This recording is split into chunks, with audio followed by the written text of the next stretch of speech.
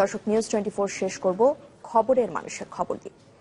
প্রতিদিন সংবাদ কর্মীদের জানাতে হয় নানা খবর, তাই বলে প্রিয়জনের মৃত্যুর খবর, তাও আবার স্বামীর। শনিবার এমনই এক ঘটনার সাক্ষী হল ভারতবাসী। ছত্তিশগড়ের IBC 24 চ্যানেলের সংবাদ উপস্থাপিকা দর্শকদের জানালেন সড়ক দুর্ঘটনায় নিজের স্বামীর মৃত্যুর খবর।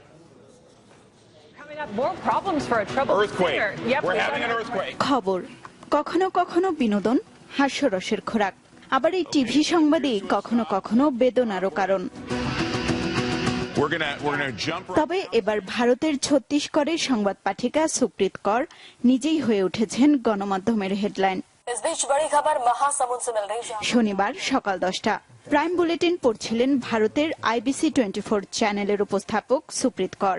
ঘটনাচক্রে একটি সড়ক দুর্ঘটনার ব্রেকিং নিউজ পড়তে হয় তাকে। টিভি সেটে বসেই তিনি বুঝতে পারেন পাজেরো দুর্ঘটনায় নিহত 3 জনের মধ্যে রয়েছেন তার স্বামী হার্ষাদও। প্রিয়জন হারানোর এমন মর্মান্তিক খবর জানার পরও নিজেকে সামলে নেন টিভি উপস্থাপক।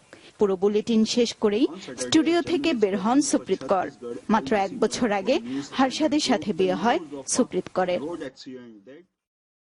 IBC 24 চ্যানেলের উপস্থাপক সুপ্রীত করের এই ঘটনা নিয়ে রীতিমতো তোলপাড় চলছে ভারত সহ আন্তর্জাতিক গণমাধ্যমে। তাকে সাহসী আখ্যা দিয়ে সামাজিক যোগাযোগ মাধ্যমে সমবেদনা জানিয়েছেন অনেকেই। মুন্নিমুন, চ্যানেল 24।